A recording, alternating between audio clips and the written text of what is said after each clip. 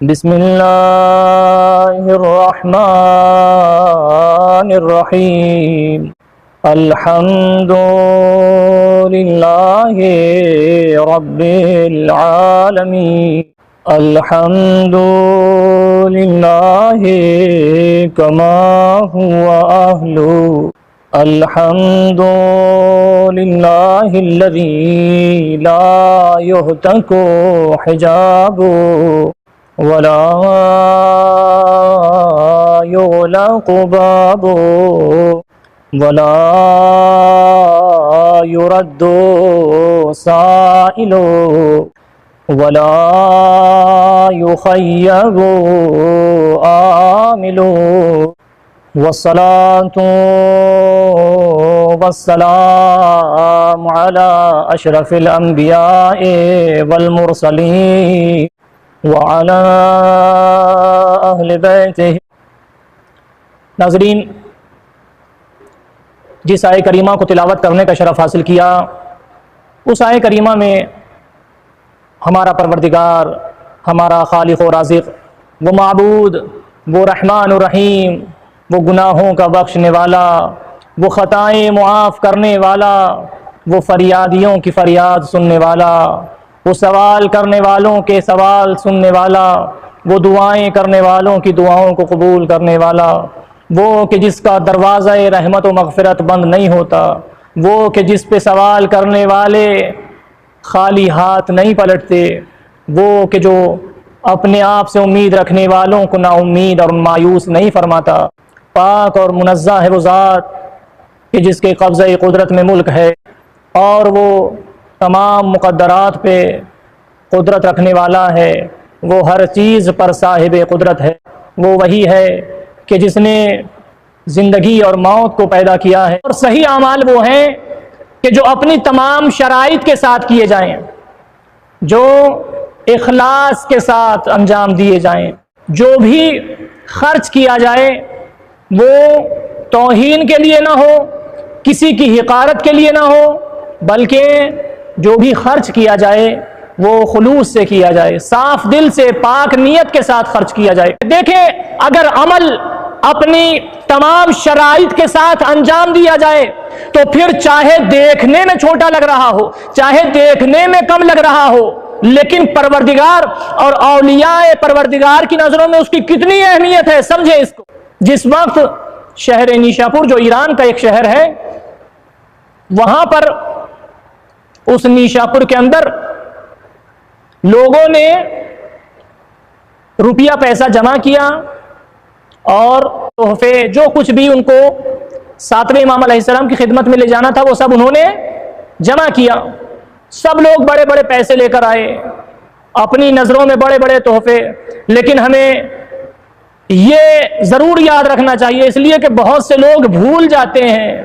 کہ ہم کتنے ہی بڑے ہو جائیں، ہم کتنے ہی پیسے والے ہو جائیں، اللہ کے یہاں اگر خلوص بڑا ہے، اگر نیت بڑی ہے، اگر ارادہ بڑا ہے تو ہی اہمیت ہے عمل کی۔ لہٰذا بڑا پیسہ خرچہ کرنا اچھی بات ہے، لیکن اس میں دکھاوا اور ریاکاری نہ ہو۔ جب سب لوگوں نے بہت بڑے بڑے طور پر پیسے جمع کیے تو ایک خاتون کہ جن کو بی بی معظمہ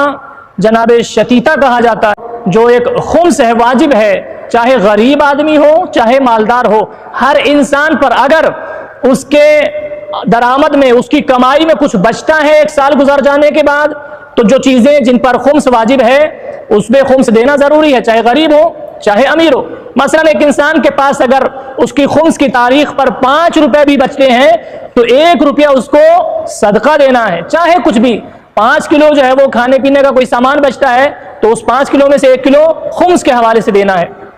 لہٰذا یہ نہ سوچا جائے کہ خمس صرف مالداروں پر واجب ہے، نہیں، سب پر ہے۔ تو یہ خاتون بھی اپنا ایک درہم لے کر آئی اور تھوڑا سا ایک پارچہ جو اس نے خود بنایا تھا کہ یہ امام کی خدمت میں میری طرف سے دے دیجیے گا۔ اب ظاہر ہے کہ جہاں بڑے بڑے پیسے والے ہوں، جہاں لاکھوں اور کروڑوں کی بات چل رہی ہو، تو معمولی چیز کو دیکھ کر تو وہ تمسخر کریں گے، وہ مذاق اڑائیں گے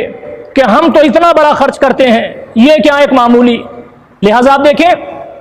تو یہ لوگ جمع کر کے جب لے جانے لگے اور اس خاتون نے کہا کہ یہ بھی امام علیہ السلام کو دے دیجیے گا۔ بہرحال کسی طرح سے ہدیے اور اس رقوم شرعیہ کو لے کر پہنچے امام کی خدمت میں۔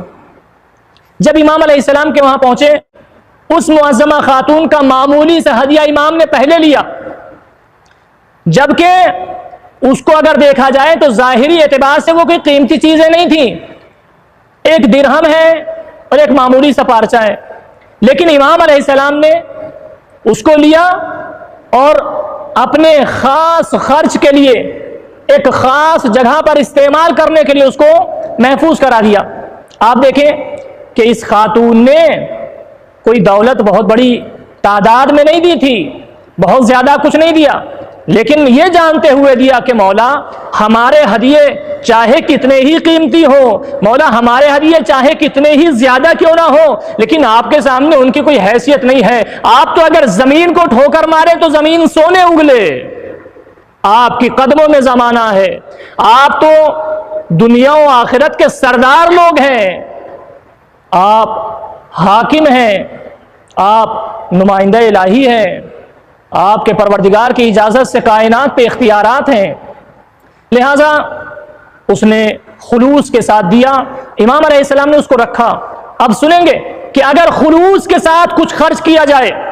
اگر صاف نیت کے ساتھ عمل انجام دیا جائے تو اس کی کتنی بڑی اہمیت ہے، کتنا بڑا اجر ملتا ہے۔ امام علیہ السلام نے اس کو لیا اور اس کے بعد امام علیہ السلام نے ایک لباس دیا، کہا یہ اس خاتون کے کفن میں استعمال ہوگا، یہ اس کو دے دیجیے گا۔ اور امام علیہ السلام نے بہت سارے ہدیے اور تحفے دیے، اور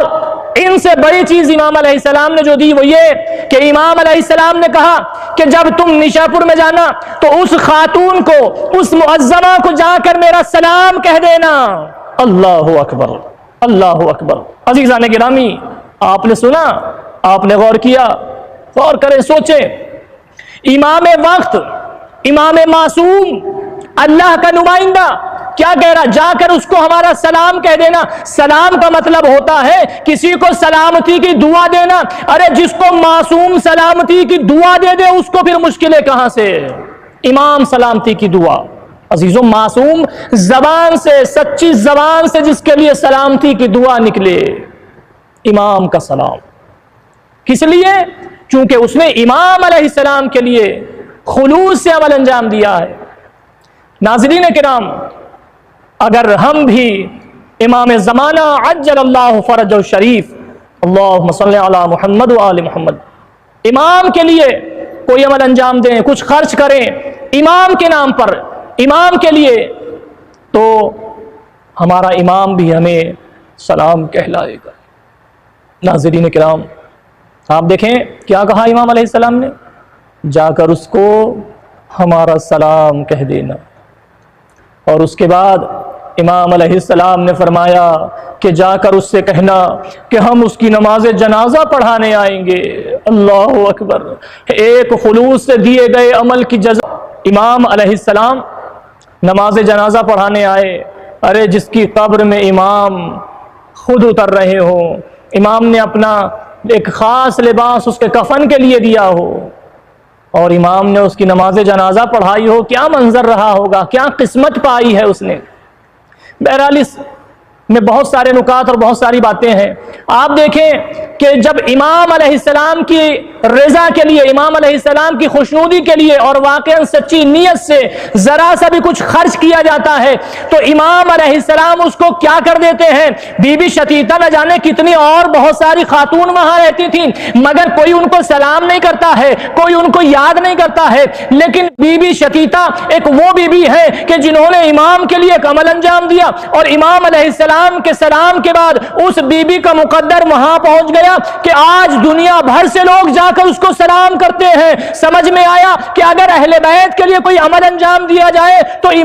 امام اور اہل بیت اس کو لائق سلام بنا دیتے ہیں، چاہے نیشاپور میں بی بی شتیتا ہو کہ جس کو امام کاظم علیہ السلام نے لائق سلام بنا دیا، اور چاہے کربلا میں حر ہو جن کو امام علیہ السلام نے لائق سلام بنا دیا۔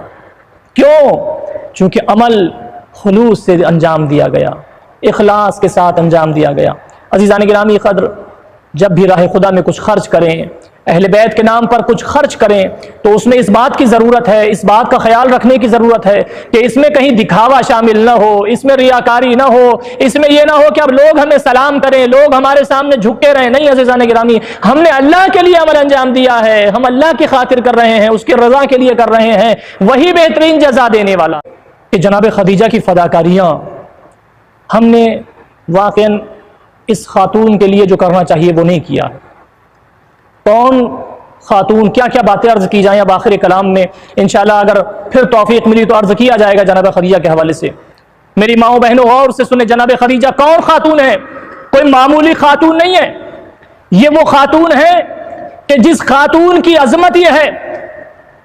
شہزادی کی عظمت عجیب ہے۔ دیکھیے اب مجھے نہیں معلوم کہ پیغمبر کی کتنی بیویاں ہیں، پیغمبر نے کتنی شادیاں کی ہیں، لیکن بس اتنا کہنا چاہتا ہوں کہ بی بی خدیجہ سلام اللہ علیہا وہ ہیں کہ جن کے لیے پیغمبر خود دولہا بن کر گئے ہیں، اور جب تک شہزادی جناب خدیجہ حیات رہی ہے، زندہ رہی ہے، پیغمبر نے کوئی شادی نہیں کی ہے۔ 25 سال تنہا رہے ہیں شہزادی خدیجہ کے ساتھ میں، جب تک جناب خدیجہ ہیں۔ واقعاً کس کمال پر ہے جناب خدیجہ۔ سنیں گے کون ہے جناب خدیجہ؟ سنیں جناب خدیجہ کی عظمت کو، میری ماؤں بہنوں، میری خواتین، سنیں اس کو کہ جس وقت جناب خدیجہ کے جو ملیکۃ العرب تھیں، جو ملیکۃ العرب تھیں، واقعاً عجیب عظمت تھی آپ کی، بہت زیادہ ثروت مند، بہت زیادہ دولت مند خاتون ہے، کوئی معمولی خاتون نہیں ہے۔ پیسے والا کسی کو بھی کہیے، لیکن جناب خدیجہ کا اگر تاریخ کا مطالعہ کریں تو کتنی دولت کی مالکہ ہیں جناب خدیجہ۔ لیکن جب پیغمبر کی خدمت میں آ گئیں تو آنے کے بعد سنیں خواتین سیرت کیا ہونا چاہیے، کیا درس دیا ہے معصومین نے اور اہل بیت نے اور ہمارے اولیاء نے۔ کیا کہا جب پیغمبر کے یہاں آ گئیں تو آنے کے بعد فرمایا کہ اب جو کچھ بھی خدیجہ کا ہے اے پیغمبر وہ آپ کے قدموں پہ نثار ہے، وہ سب آپ کے اختیار میں ہے، اب خدیجہ کے ہر چیز پر آپ کا اختیار ہے۔ اور پوری زندگی خدیجہ سلام اللہ علیہا نے حضرت کے لیے جانثاری کی ہے، فداکاریاں کی ہیں۔ آج بہت ساری خاتون اگر چند روپیے لے کے اپنے باپ کے گھر سے آ جاتی ہے تو پوری زندگی شوہر کو نہ جانے کب کب طنز دیتی ہیں کہ میری شادی سے پہلے تمہارے پاس تھا کیا، میں آئی ہوں تو تمہیں دولت ملی ہے، میں آئی ہوں تو تمہیں گھر ملا ہے، میں آئی ہوں تو تمہیں شہرت ملی ہے، ارے مجھ سے پہلے تمہارے پاس کھانے کو نہ تھا، مجھ سے پہلے تمہارے پاس رہنے کو نہ تھا، مجھ سے پہلے تمہارے پاس پہننے کو نہ تھا۔ بہت سی خاتون تھوڑا سا لانے کے بعد اپنے شوہروں کو اس طرح سے بے عزت کرتی ہیں، لیکن سیرت جناب خدیجہ سلام اللہ علیہا درس دے رہی ہے کہ شوہروں کی بے عزتی کرنا یہ اہل بیت کا کشیوا نہیں ہے۔ عزیزوں، جس بی بی نے سب کچھ دیا ہو، جس کی دولت سے اسلام پلا ہو اور مسلمان پلے ہوں، جس نے سب کچھ اپنا راہ اسلام میں قربان کر دیا ہو، سنیں گے اس نے پیغمبر سے صرف ایک سوال کیا ہے پوری زندگی، اور وہ بھی خود سے نہیں کیا، بلکہ شہزادی زہرا سلام اللہ علیہا کو بلاتی ہیں، اپنی بیٹی کو بلاتی ہیں اور کہتی ہیں بیٹی جاؤ بابا سے کہو کہ مجھے کفن کے لیے اپنا لباس دے دیں۔ وہ خاتون کہ جس کے سال شہادت کو پیغمبر نے عام الحزن قرار دیا ہو، غم کا سال، آپ سمجھیں کہ کتنی باعظمت خاتون ہے۔ اللہ اکبر۔ ارے جس شہزادی خدیجہ سلام اللہ علیہا نے سب کچھ راہ اسلام پر قربان کر دیا ہو، لیکن بہت افسوس ہوتا ہے کہ جس کی دولت سے مسلمان پلے ہوں، جس کی دولت سے غلام آزاد ہوئے ہوں، جس کی دولت سے مسلمان ہوئے ہوں، جس کی دولت سے لوگ آزاد ہوئے ہوں، جس کی دولت سے اسلام اور مسلمان پلے ہوں، جو ملیکۃ العرب ہے، آئیے اس کی بیٹی کو دیکھتے ہیں جس کی ماں کا مقام یہ ہے کہ پیغمبر نے طرح طرح سے جملے آپ کی تعریف میں فرمائے اور فرمایا کہ لوگ جنت کا دیدار کرنے کے مشتاق رہتے ہیں، لوگ جنت کے لیے شوق رکھتے ہیں اور جنت کا اشتیاق رکھتے ہیں، جنت میں جانے کی آرزو رکھتے ہیں۔ اے خدیجہ تیری وہ ذات ہے کہ جس کا جنت انتظار کرتی ہے، جس کا جنت کو اشتیاق ہے، وہ خاتون۔ ارے اسی شہزادی जनाब खदीजा की बेटी, अरे जो इतनी मालदार थी, उसकी बेटी को देखें कि की दौलत से मुसलमान पले हो, लेकिन अफसोस कि उसी की बेटी, अरे बाद शहादत रसूल उस पर तरह तरह से मसाइब उठाए गए,